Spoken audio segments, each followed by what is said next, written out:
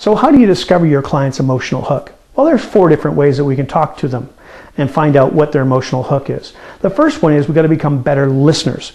If we're not listening to what the client's talking about, you got to know that if we're thinking about a sales process in our mind, or we got to think about, landing this and doing that and pushing this button, it gets kind of more like a win-lose situation where you're battling it out to see if you can get them to buy something, and it usually doesn't work. And so our objective is to calmly just relax and start to listen to the words that they use. Listen for keywords that are based in emotion, like I feel.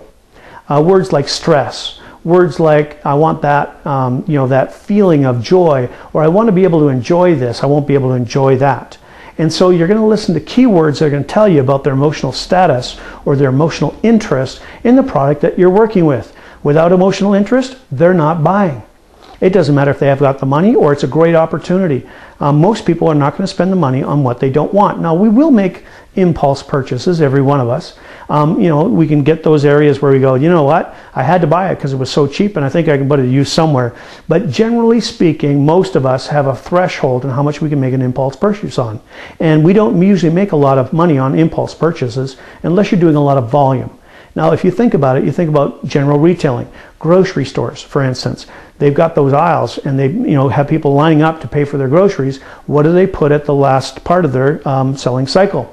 They put in all of the things that what we call impulse purchases. So we've got the mints, and we've got the chocolate bars, and we've got the kids' candy at perfect height, actually, for a kid to get really engrossed in looking at, all those Skittles and things on the side. And if you've ever had a kid in one of those grocery stores, you know that you pretty much have to buy them something, or they're going to scream and yell, and that's exactly what it's all about. It's about knowing what the emotion is that the client wants at that moment in time, and that's an emotional hook that they're using, but they're using it in a way that's actually getting the impulse purchase going. Now, most of us are not going to have an impulse purchase. We may have an add-on purchase, which can add extra value, and that would be an awesome thing to include, but we have to understand where the client's coming from emotionally.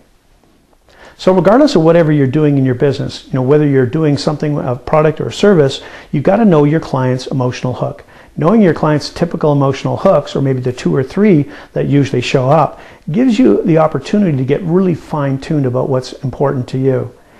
We know from RG Performance perspective, where we're coming from, we know what the average business owner looks for when they come to our site.